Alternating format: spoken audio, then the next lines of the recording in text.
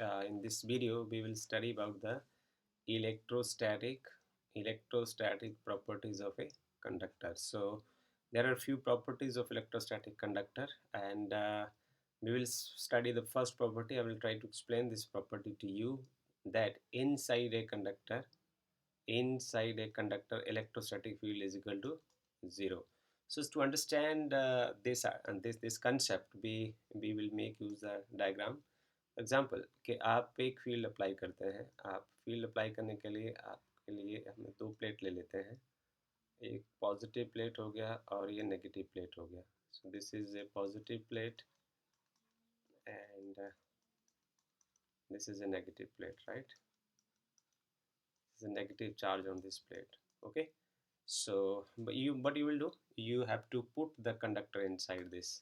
So we'll put your conductor inside these plates, right? So as you know about the properties of the conductor, that electric field lines will generate from the positive charge and terminate at the negative charge.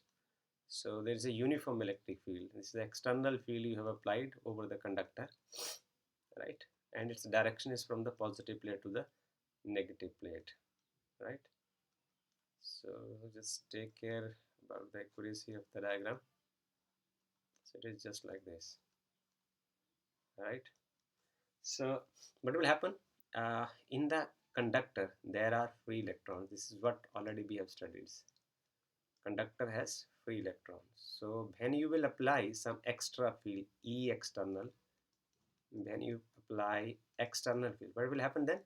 These electrons will feel electric force by the formula Q into applied field. So charge on electron is minus E. So this is minus E time applied electric field. Okay. So this force on the electron will be in the direction opposite to that of applied electric field. ये जो force इनके ऊपर लगेगा वो field के direction से opposite लगेगा। तो इससे क्या होने वाला है? उससे होने वाला है ये कि जो इलेक्ट्रॉन्स होंगे वो इस एंड पर आ जाएंगे। कंडक्टर के जो फ्री इलेक्ट्रॉन्स होंगे वो इस फोर्स की वजह से इस साइड में इकट्ठे हो जाएंगे, और this is the side A, some side A, and this is some side B. So side B is short of electron. Short of electron means it will have the positive charge.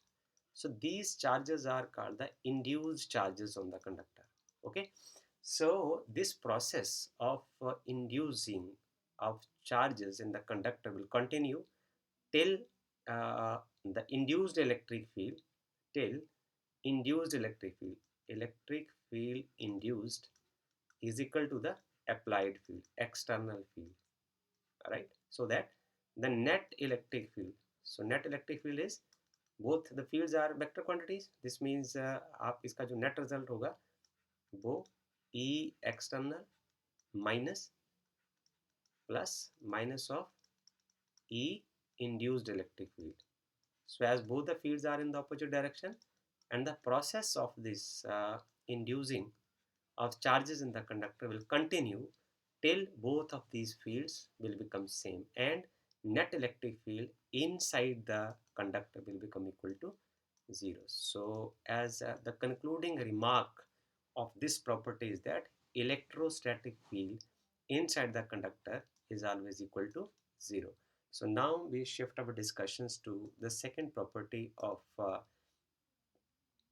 the conductor, that at the surface of a charged conductor electrostatic field must be normal to the surface at every point, right? So to understand this property, what we actually do, we just imagine, हम शुरू में एक imagination करते हैं कि आपके पास एक कोई कंडक्टर है ऑफ एनी शेप, राइट? और उस सरफेस पर बेसिकली हमने अभी तक पढ़ा है कि यदि कोई चार्ज सरफेस है, पॉजिटिवली चार्ज है, तो उसमें जो इलेक्ट्रिक फील्ड का डायरेक्शन जो होगा वो नॉर्मल टू द सरफेस होगा। तो मेरी बिगिनिंग में हमें इमेजिन करते हैं कि मान लीजिए कि वो इलेक्ट्रिक फील्ड से सरफेस से नॉर्मल नहीं है।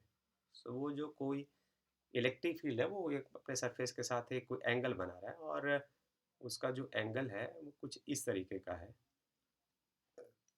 Theta. It is making some angle theta with its surface. So you resolve this electric field then this component will be E cos theta. Okay, so as we have studied that charge resides on, if there is charge on the surface of the conductor, what will happen then? This charge located at this point, this will feel the force, some Q E cos theta. Okay, but as we have seen that if there is a force on this charge, what will happen then? Because of this force, this charge will start moving, and this moving charge will leads to surface current. So you have to understand the meaning of current. Current का मतलब होता है जब कोई भी चीज़, कोई material particle जो है वो किसी एक डायरेक्शन में मूव करता है। यदि चार्ज एक डायरेक्शन में मूव करता है तो वो करंट हो जाएगा, और चार्ज पॉजिटिव और नेगेटिव होते हैं। यदि इलेक्ट्रॉन मूव करते हैं, इलेक्ट्रॉनिक करंट है, पॉजिटिव चार्ज मूव करेगा तो ये कन्वेंशनल करंट हो जाएगा। यदि एयर मूव करती है तो एयर करंट हो जाएगा। वाटर एक डायरेक्शन में मूव करता है तो वो वाटर करंट हो जाएगा। सो करंट का मतलब है कि movement of any material object in one direction. So all the charges will start moving in one direction. So that leads to the surface current. तो जो कंडक्टर के सरफेस के ऊपर करंट आ जाएगा, बट प्रैक्टिकली ऐसा होता नहीं है। यदि ऐसा नहीं होता है, यदि उसके ऊपर सरफेस करंट जीरो है, इसका मतलब क्या हुआ? इसका मतलब ये हुआ कि जो E cos थीटा वाला जो कंपोनेंट है, E cos थीटा वाला कंपोनेंट एग्जिस्ट नहीं करता। अब फील्ड तो कंडक्टर के ऊपर है, जिसका मतलब ये जो E is not equal to zero, surface के ऊपर इलेक्ट्रिक फील्ड तो जीरो नहीं है। बट डज दिस मीन ये क्वांटिटी जीरो कैसे हो सकती है? इफ कॉस थीटा की जगह जो आंसर जीरो आना चाहिए, और ये कॉस थीटा वाला आंसर जीरो तब आ सकता है if theta is equal to 90 degree, because cos 90 degree is equal to zero. So right, अब कॉस 90 डिग्री कब बनेगा? जब आपका ये जो इलेक्ट्रिक फील्ड का डायरेक्शन है वो ये वाला एंगल ना होकर ये एंगल ऐसा होना चाहिए। Okay, so when electric field will point in this direction, मतलब इलेक्ट्रिक फील्ड का जो डायरेक्शन है वो इस डायरेक्शन में होना चाहिए। सो this is the meaning of this characteristics कि इलेक्ट्रिक जो eight the surface of the charge conductor, यदि आपके पास चार्ज कंडक्टर है तो जो इलेक्ट्रोस्टैटिक फील्ड का जो डायरेक्शन होगा वो अपने सरफेस के ऐसे हमेशा 90 डिग्री पर होगा, ये एंगल बनेगा। Okay, so I think it is all enough about this property, and then we will shift toward the another property of the conductor, that interior of the conductor can have no excess charge in the static situation. यदि static situation हो means charge rest में हो तो conductor के अंदर जो है वो कोई भी excess charge नहीं होता। Okay, so how we'll explain it? So we'll explain it in such a way कि अब आप देखिए कि हमने इसको ऐसे प्रूव करना है कि हमारे पास यदि फॉर एग्जांपल यदि कोई कंडक्टर है, so we will explain it with the help of this, that we just select some diagram for this, कि आप उसके लिए एक ऐसा एक कंडक्टर चूज कर लेते हैं। Okay, this is some conductor and electric field, that is what we have studied it now, it is perpendicular to the surface. तो जो इलेक्ट्रिक फील्ड है वो सरफेस के परपेंडिकुलर है। ओके, सारे डायरेक्शंस में वो कुछ इस तरीके से है। राइट, हम क्या करते हैं कि एक गॉसियन सरफेस चूज कर लेते हैं। So will just choose some imaginary surface, कि जो वो सरफेस है वो जो आउटर बाउंड्री है, तो इसके बिल्कुल हम नज़दीक इसको चूज कर लेते हैं। राइट, सो ऐसा हम चूज कर लेते हैं। तो जो फ्लक्स होगा इसमें क्या होगा? सो फ्लक्स का फार्मूला जो है गॉसियन सरफेस चूज करने के बाद हम इलेक्ट्रिक फ्लक्स निकालते हैं। तो इलेक्ट्रिक फ्लक्स का फार्मूला आप क्या लगाएंगे? So electric flux is equal to surface integral of E dot ds, and that is equal to q by epsilon 0. Okay, so but electric field inside the surface is equal to 0, पर conductor के अंदर तो field zero होता है। अब आप यदि इसको सॉल्व कर दें तो ये आपके पास है कि गॉसियन सरफेस का जो डायरेक्शन है वो इस डायरेक्शन में हो जाएगा, ये जो है इसका डायरेक्शन जो है एन कैप इधर हो जाएगा और एक आर कैप ऐसे हो जाएगा। सो both are these in the same direction. So if I will put that electric field is zero inside the Gaussian surface, what does this mean? This means that flux is equal to zero and flux is also defined by Q by epsilon 0. This means Q by epsilon 0 is equal to 0. This means charge inside the surface, as charge inside the conductor in the static situation is always equal to 0. So this is all about the third property of the conductors. So now we will move for the fourth property. Right. So electrostatic potential is constant throughout the volume of the conductor, and has same value inside on its surface. So just what we will do, we have done small mathematics to understand this property. So we know that हम क्या जानते हैं, हम जानते हैं कि जो electric field को आप डिफाइन करते हैं वो होता है minus negative gradient of some scalar function that is potential. Electric field जो है minus D B point D R है. तो यहाँ मैंने एक वर्ड का इस्तेमाल किया है ग्रेडियंट. सो ग्रेडियंट को आपको थोड़ा सा समझ लेना है या रिकॉल कर लेना है. यदि आप जानते हैं तो आप इसको रिकॉल कर सकते हैं. ग्रेडियंट का मतलब होता है कि जब कोई चीज़ लेंथ के साथ बदलती है. तो जैसे फॉर एग्जांपल कि ये वाइट स्क्रीन आप देख रहे हैं, तो इसमें इस पॉइंट के ऊपर स्क्रीन का कलर और बी पॉइंट के ऊपर स्क्रीन का कलर एग्जैक्टली सेम है. ओके. सो मैं ये क्या कहूँगा कि ये जो इसका जो ग्रेडियंट है वो ज़ीरो है, क्योंकि इसमें लेंथ के साथ इसमें कोई चेंज नहीं आ रहा है. ओके. पर आप यहाँ देखिए, यहाँ से एकदम से जो ये शिफ्ट इन कलर आएगा, ये जब आप स्क्रीन के अपर पार्ट में जाएंगे तो उसमें चेंज आ जाएगा. तो जब आप देखते हैं कि किसी भी क्वांटिटी का, किसी भी फिजिकल क्वांटिटी का यदि लेंथ के साथ उसकी वेरिएशन आप ऑब्जर्व करते हैं तो उसको हम ग्रेडियंट बोलते हैं. Okay. So this is the physical meaning. You must understand the quantity physically कि उसका मतलब क्या निकल रहा है ना.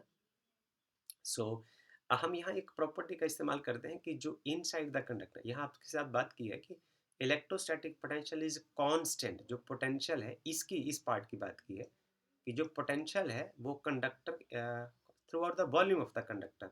यदि आपके पास कोई ऐसा कंडक्टर है तो इसके अंदर जो पोटेंशियल है वो कांस्टेंट रहता है, कोई भी जीरो रहता है. ठीक है. और तो यहाँ हम इस्तेमाल करते हैं कि हमने अभी अभी जो पढ़ा था कि जो electric field inside the conductor जो है वो जीरो होता है. Electric field inside the conductor is equal to zero. What does this mean? आप इसको यहाँ पुट कर दीजिए. अब आप ऐसा कर दीजिए कि इलेक्ट्रिक फील्ड की जगह जीरो पुट कर, मैं ऐसे लिख देता हूँ इसको, minus D B upon D R is equal to zero. इसका मतलब D B upon D R is equal to zero. Physically यदि हम इसको सोचें, पहले मैथमेटिक्स तो हम बाद में देखेंगे, इसका मतलब है कि जो ये क्वांटिटी है ना, इसको आप डिफरेंस क्रिएट नहीं कर पा रहे हैं. डिफरेंशियल का मतलब है कि दो पॉइंट के बीच में आपको डिफरेंस नहीं ऑब्जर्व कर पा रहे हैं. तो कब आएगा? जैसे मैंने आपको एग्जांपल दिया था ए और बी का. इसका मतलब जो पोटेंशियल किसी दो पॉइंट को आप ले लीजिए इनसाइड द कंडक्टर, ये ले लीजिए, ये ले लीजिए, ये ले लीजिए, कोई दो ले लीजिए, चार ले लीजिए, 10 ले लीजिए, तो आप डिफरेंस नहीं निकाल पाएंगे. मतलब जितना पोटेंशियल यहाँ होगा उतना ही यहाँ होगा, उतना ही यहाँ होगा, उतना ही यहाँ होगा. ये आपको मैथमेटिक्स को एज ए लैंग्वेज समझने की कोशिश करनी है कि किसी चीज़ का डिफरेंशियल यदि ज़ीरो होता है, इसका मतलब आप उस चीज़ वो कांस्टेंट होती है और उसमें आप डिफरेंस ऑब्जर्व नहीं कर पाते हैं. This is the meaning of this, physical meaning of this. अच्छा, यदि D V upon D R zero आया, इसका मतलब क्या हुआ कि जो क्वांटिटी, ये जो पैरामीटर है इसको हम अलग कलर से रिप्रेजेंट कर देते हैं कि जो ये वाला पैरामीटर है पोटेंशियल, ये कांस्टेंट है.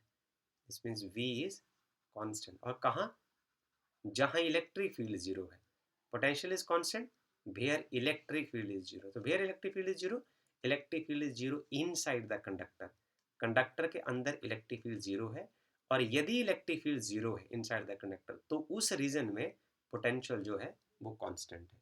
So I think it is enough about this, and now will shift for the another property, property number 5. Well, इसमें आपको ये समझना है कि जो electric field at the surface of the charged conductor जो है वो कितना होता है, E is equal to sigma, okay, by epsilon zero. Right. N cap. तो ये वेक्टर है, ई वेक्टर. और इसको समझने के लिए हम क्या करते हैं, हम एक यहाँ हम कह देते हैं सबसे पहले कि जो सिग्मा क्या है आपको पता होना चाहिए. Sigma is the surface charge density, as it is mentioned in the diagram. Sigma is the surface charge density, okay, and this is the surface of the conductor. And what is delta S? So epsilon 0 is the permittivity of the free space, okay. So permeability of the free space, it is the permittivity of the free space. I'm sorry for this. It is the uh, permittivity of the free space. So well, and here to find the expression for electric field at the surface of a charged conductor, right? So सबसे पहले हम एक charge conductor को ये choose कर लेते हैं और उसके बीच में हम एक पिल बॉक्स लेते हैं. We select some pill box. तो पिल बॉक्स का मतलब एक जो खाने की दवाई होती है जो डॉक्टर आपको देता है, उसकी तरह आप छोटा सा आपने एक पिल ले लेनी है, गोली ले लेनी है और उसमें इतना छोटा सा बॉक्स लेना है. तो वो इतना छोटा बॉक्स होगा कि उसका जो सरफेस एरिया जो है वो बहुत थोड़ा होगा, डेल्टा एस होगा. और यदि ये कंप्लीट सरफेस एरिया है तो इसका ये बहुत स्मॉल पार्ट है. अब इसमें जो ये डॉटेड पार्ट है ये है इनसाइड द कंडक्टर. जो डॉटेड पार्ट है, this dotted part is inside the conductor.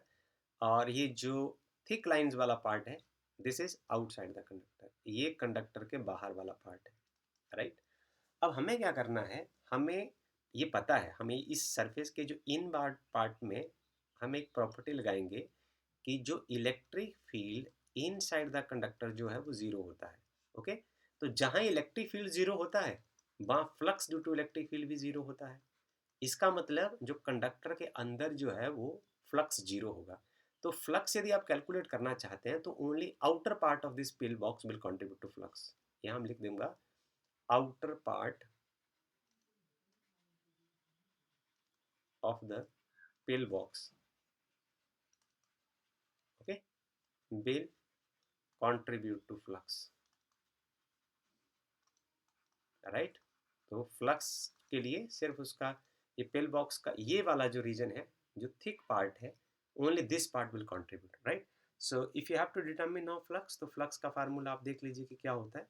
By E is equal to, इसका जो सरफेस इंटीग्रल हम लेंगे, E dot this small surface area we have chosen over here and this is the charge. So अब जब आप इसके vector को integration करने से पहले हटाएंगे तो आपको देखना पड़ेगा कि जो ई और डेल्टा इसके बीच में क्या एंगल है. तो ये दो पॉसिबिलिटी इसमें राइज होती हैं कि इसमें जो सरफेस चार्ज डेंसिटी है, जो सिग्मा हमने कंसिडर किया है, यदि तो ये सरफेस आपका पॉजिटिव है तो सिग्मा जीरो होगा. सिग्मा जीरो होने से क्या होगा, जो इलेक्ट्रिक फील्ड होगा वो आउटवर्ड होगा, अपवार्ड डायरेक्शन में होगा.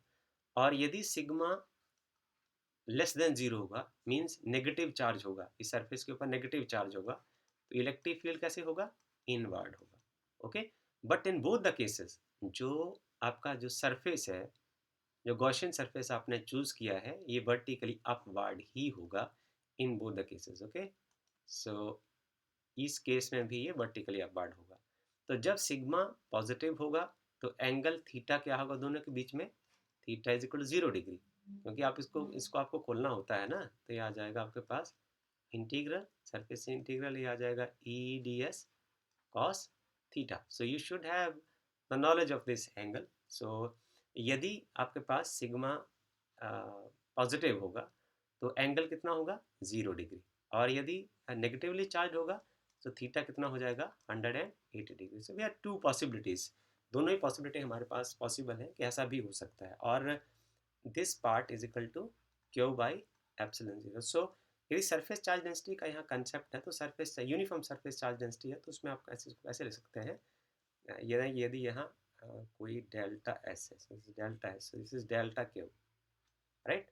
So delta Q is equal, this part is delta Q upon delta S. So now delta implies that delta Q is equal to sigma time delta S, right. So here it could be positive and negative. यहाँ भी ये positive और negative हो सकती है. तो इसको मैं ऐसे लिख सकता हूँ कि आप चाहें तो दोनों में से कोई एक केस आप ले सकते हैं. तो मैं इसको ऐसे ले लेता हूँ कि for example for theta is equal to 0, for theta is equal to 0 और theta is equal to 180 degree. For both the cases it is possible. We'll choose one of them. तो मैं इसको ऐसे लिखूं कि ऐसे लिख देता हूँ E टाइम डेल्टा S जो है यहाँ हो जाएगा ये sigma time, it's a magnitude because both the signs are possible.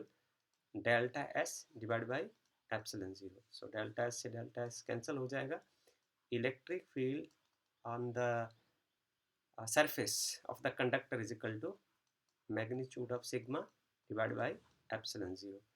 If you have to represent it in the vector form, you can write it like this. So E vector is equal to sigma by epsilon 0 और this is the direction of the electric field. अब हम इसकी जो possibilities हैं उन दोनों के ऊपर बात करेंगे. Number 1, if sigma is greater than 0, जो इलेक्ट्रिक फील्ड होगा कैसे होगा? वर्टिकली, यूं लिख देता हूं, नॉर्मली अपवार्ड. पेन चलाना इसमें थोड़ा मुश्किल होता है. Normally upward. और जो दूसरा केस है, if sigma is less than 0, so electric field कैसे होगा? Normally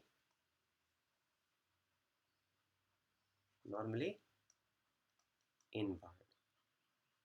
Okay, so this is about the fifth property of the conductor in electrostatic field. Now we'll go for the sixth property.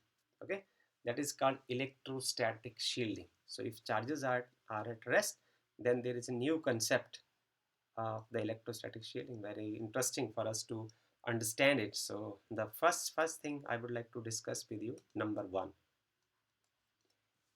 Electric. यदि आपके पास कोई conductor है, जैसे for example ये एक example है, ये आपने कोई कंडक्टर चूज किया है. ओके, और ये जो कंडक्टर है इसके अंदर खाली जगह है, ये कैविटी है. इसको हम अंग्रेजी में बोलेंगे ये कोई कैविटी है. ओके, सो कैविटी है. तो जो इलेक्ट्रिक फील्ड होगा, यहाँ देखिए आप इसको, कि जो electric field inside the cavity is equal to 0 under every circumstances and inside the cavity irrespective of its shape and size. चाहे इसका साइज छोटा है, चाहे कैविटी छोटी है, चाहे बड़ी है, पर electric field inside the cavity will always equal to 0. And you have studied कि यदि हम फ्लक्स करते हैं ना, फ्लक्स होता है आपके पास जो E.ds है ना, and it is equal to Q by epsilon 0. So किसी भी केस में जहाँ इलेक्ट्रिक फील्ड यदि 0 होगा, ये 0 पार्ट आ जाएगा, तो चार्ज अपने आप 0 हो जाएगा. इसका मतलब क्या हुआ? यदि कैविटी के अंदर इलेक्ट्रिक फील्ड 0 होगा, तो जो सरफेस चार्ज डेंसिटी जो है तो कैविटी के अंदर 0 होगी. मतलब क्या हुआ इसका, कि कोई चार्ज कैविटी के अंदर एग्जिस्ट नहीं करेगा. But ever be the charge on the conductor, चाहे कंडक्टर को आपने जितना भी चार्ज दिया हो और जितने मर्जी स्ट्रॉन्ग फील्ड में आप उसको रखो, पर कैविटी के अंदर इलेक्ट्रिक फील्ड भी 0 होगा और सरफेस चार्ज डेंसिटी भी 0 होगी. और एक प्रॉपर्टी जो हमें रिवीजन करने का मौका भी मिल जाएगा, E is equal to minus dB/dr. उसमें हमने पढ़ा था कि जहाँ कहीं भी इलेक्ट्रिक फील्ड 0 है, E 0 है, वहाँ पोटेंशियल हमेशा कांस्टेंट है. तो यदि सरफेस के ऊपर पोटेंशियल V0 है, तो कैविटी के अंदर भी जितना सरफेस के ऊपर पोटेंशियल है उसमें कोई डिसकंटिन्यूटी नहीं होगी, पोटेंशियल उतना ही अंदर होगा. ओके, सो हम इसको क्विक रिवीजन हमारे पास करने का मौका है कि देखिए ये आपके पास कैविटी है नंबर 1, तो उसमें ये बताने की कोशिश है कि कैविटी के अंदर इलेक्ट्रिक फील्ड 0 होगा. और यहाँ इस्तेमाल करके हम ये कह सकते हैं कि यदि कैविटी के अंदर फील्ड 0 होगा तो फ्लक्स 0 होगी, और फ्लक्स 0 होगी तो चार्ज भी 0 होगा. चार्ज जो 0 होगा तो चार्ज डेंसिटी 0 होगी. So this is volume charge density is equal to 0. ये हमारा रिवीजन हो गया. दूसरे केस में आप देखिए, ये हमने इसकी 5वीं प्रॉपर्टी की थी कि यदि सरफेस के ऊपर, कंडक्टर के ऊपर नेगेटिव सरफेस है, तो क्या होगा? फील्ड के डायरेक्शन, इस एरो को ध्यान से देखिए, if sigma is less than 0, तो इलेक्ट्रिक फील्ड का डायरेक्शन क्या है? नॉर्मली इनवर्ड है. इट इज नॉर्मली इनवर्ड, अंदर की ओर है. और यदि आपका जो सरफेस है कंडक्टर का, उसके ऊपर पॉजिटिव चार्ज है, तो आप फील्ड के डायरेक्शन को देखिए, एरो जो है वो बाहर जा रहे हैं. So if sigma is greater than 0, then electric field is normally outward direction. तो ये वाला जो पार्ट है वो आउटवर्ड डायरेक्शन में है, और ये जो है वो इनवर्ड डायरेक्शन है, normally inward. It's what we have discussed it also.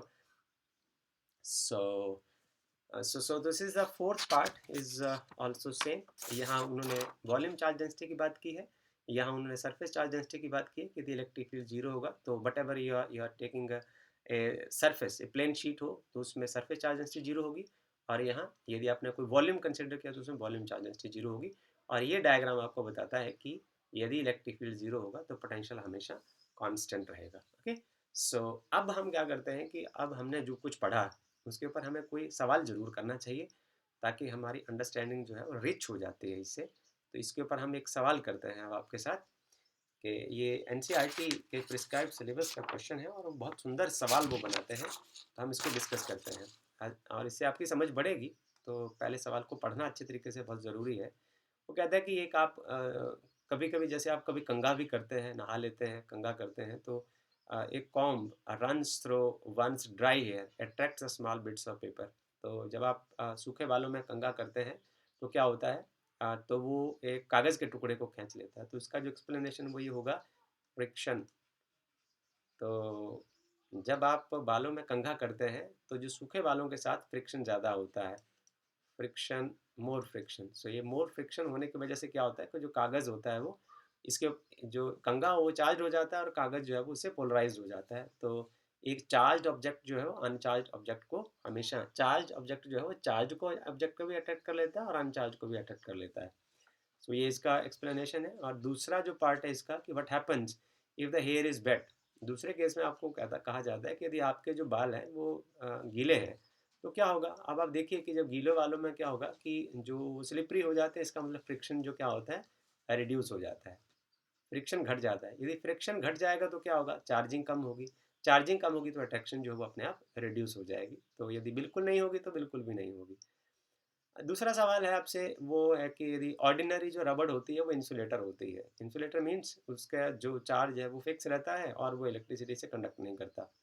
पर जो स्पेशल रबर टायर्स होते हैं एयरक्राफ्ट्स में आर मेड स्लाइटली कंडक्टिंग, सो उनको जो उनके टायर्स को थोड़ा सा कंडक्टिंग कर दिया जाता है। उस होता है इसमें यूँ है कि जब एयरक्राफ्ट फास्ट स्पीड से मूव करते हैं तो रबिंग होती है, फ्रिक्शन होता है, और फ्रिक्शन होने से क्या होता है कि चार्ज क्रिएट होता है। चार्ज क्रिएट होने से चार्ज सरफेस के ऊपर डिस्ट्रीब्यूट होता है, तो उसमें कई बार जो है स्पार्क होने की संभावना रहती है। तो उस संभावना को ख़त्म करने के लिए जब जो टायर है वो कंडक्टिंग होंगे तो जो चार्ज है वो ट्रांसफ़र हो जाता है और जो उसकी जो संभावना है स्पार्किंग की संभावना है जो वो रिड्यूस हो जाती है, राइट। सो जो थर्ड क्वेश्चन है वो भी यही है कि व्हीकल कैरिंग द इनफ्लेमेबल। यदि आप एक कोई व्हीकल चला रहे हैं और उसमें कोई ज्वलनशील पदार्थ है, राइट, तो उसके जो उसको ले जाते टाइम आप क्या करते हैं कि उसको मेटेलिक रोप्स के साथ ज़मीन का कांटेक्ट आप बनाए रखते हैं। तो उसमें भी जो चार्जिंग एक्सेस चार्जिंग होती है ताकि वो टाइम टू टाइम ग्राउंड होती रहे और स्पार्किंग की समस्या को सुलझाया जा सके। तो ये इसका रीज़न हो जाएगा। और जो लास्ट सवाल आपसे पूछा गया है वो ये है कि जो पक्षी हैं वो ऐसे जो जो बिजली के खंभे होते हैं या बिजली की जो तारें होती हैं उसके ऊपर बड़े मज़े से बैठे होते हैं। आपको भी लगता है कि हम भी यदि पक्षी होते तो यहाँ इसके ऊपर बैठते, पर ऐसा है नहीं। तो आप कोशिश नहीं करना ऐसा जैसा पक्षी करते हैं। तो पक्षी सवाल यहाँ है कि यदि कोई पक्षी है तो हम टूटा-फूटा पक्षी भी बना के रखते हैं, जो कोई ना आपसे खाना माँगेगा, ना कुछ करेगा, ये आपके पास पक्षी है। तो ये इसके ऊपर तार के ऊपर बैठता है, तो आपको जो राइटर है वो कहता है कि उसको करंट नहीं लगता। पर यदि आदमी इस तार को ज़मीन पर खड़े-खड़े यदि छूता है तो उसको करंट लग जाता है, तो क्यों होता है ऐसा? तो you have studied in the property of potential कि जब पोटेंशियल डिफरेंस होता है ना तो तभी करंट फ्लो करता है। सो जो पक्षी जो होता है वो इसे सिमिलर पोटेंशियल पर होता है इसलिए करंट फ्लो नहीं करता। और जब आप खुद इस तार को छूते हैं तो इसका पोटेंशियल ज़्यादा होता है, अर्थ का पोटेंशियल ज़ीरो होता है, तो ये ग्राउंड हो जाता है। तो पोटेंशियल डिफरेंस की वजह से एकदम से आपको झटका लगता है और इसके बाद हम कुछ बोलना नहीं चाहते, वो आप खुद ही समझदार हैं। तो इसी के साथ मैं अपनी वीडियो को ख़त्म करता हूँ और इस उम्मीद के साथ कि आप इसको अच्छे तरीके से आपने समझा होगा। यदि आपको कोई समस्या आई होगी तो आप कमेंट सेक्शन में लिख सकते हैं। धन्यवाद।